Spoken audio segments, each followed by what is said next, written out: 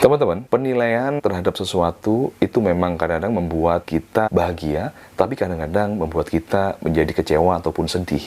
Karena menilai sesuatu, seseorang, suatu situasi, itu akan membuat kita memunculkan dualisme. Kalau nggak baik, ya buruk, begitu ya. Saya banyak menjumpai orang-orang yang mengalami depresi itu, mereka sering menilai sesuatu secara negatif. Menilai sesuatu secara tidak pas begitu. Misalkan mereka melihat nanti di masa depan mereka akan mengalami hal yang tidak mengenakan. Mereka melihat diri sendiri adalah orang yang tidak pantas, orang yang tidak layak. Mereka melihat orang di sekitar mereka tidak suka dengan dia, tidak mendukung dia. Mereka menyimpulkan orang-orang tidak bersahabat dengannya. Nah, ini sebenarnya akar dari penderitaan. Kalau Anda bisa bayangkan, kalau misalkan Anda ada di suatu lingkungan yang baru, di situ ada banyak orang, lalu ketika Anda masuk di situ, Anda menyimpulkan begini, ini orang-orang pasti tidak suka sama saya, karena saya kan baru di sini. Lihat tuh, dia nggak mau nyapa saya. Nah, ketika Anda berdialog dengan diri Anda seperti itu, Anda sudah menilai. Menilai apa? Menilai situasi itu adalah buruk.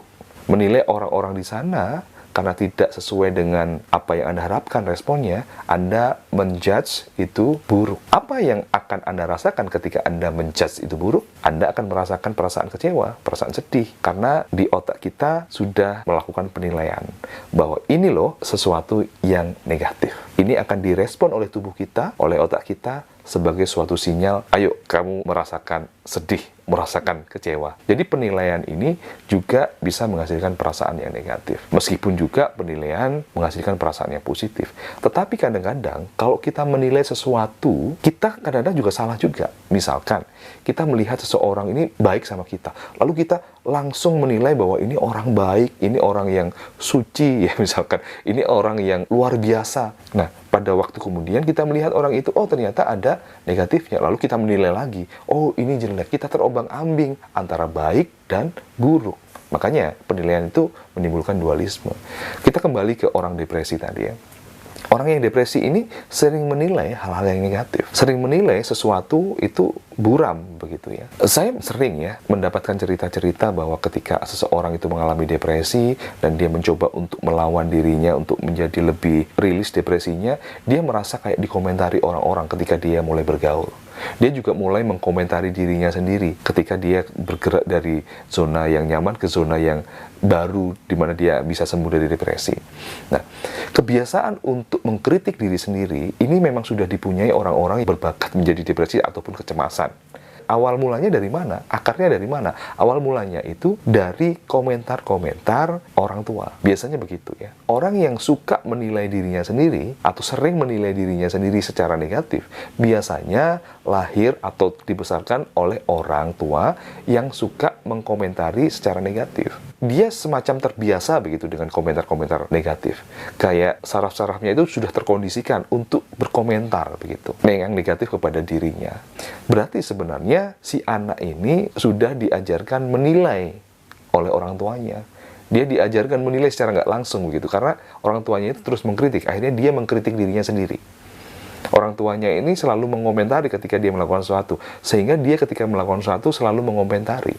Akhirnya apa? Akhirnya dia selalu bergelut dengan berhasil atau gagal. Bergelut dengan negatif, positif, bahagia, kecewa. Seperti itu terus. Jadi orang-orang seperti ini akan terombang-ambing oleh perasaan. Maka sebenarnya tipsnya adalah nggak usah nilai. Sebisa mungkin kalau ada sesuatu yang tidak perlu kita nilai, nggak usah dinilai.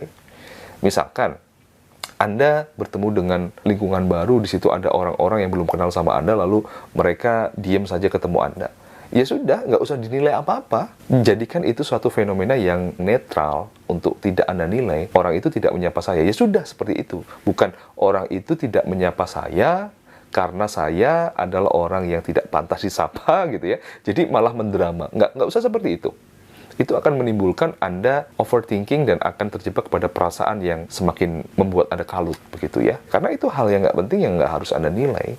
Ya memang kadang-kadang ada hal-hal penting yang memang perlu kita nilai untuk kita mengambil keputusan, kan begitu ya. Tapi banyak hal di luar sana yang nggak usah kita nilai. Kita lihat saja sebagai sesuatu yang netral, sebagai sesuatu yang kita bisa amati tanpa judgement gitu.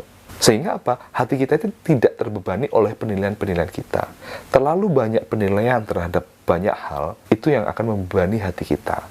Lebih baik fokus kepada tujuan Anda, kepada goals Anda, gunakan sepenuh hati, kerahkan sumber daya hati Anda untuk mengarah ke goal yang Anda sudah canangkan. Daripada Anda terseret pada penilaian-penilaian yang tidak terlalu penting, yang membuat pikiran dan hati Anda akhirnya capek. Teman-teman, yuk kita mulai belajar untuk tidak banyak ngejudge. Dimulai dari hal-hal yang kecil yang terjadi di sekitar kita. Sampai jumpa lagi.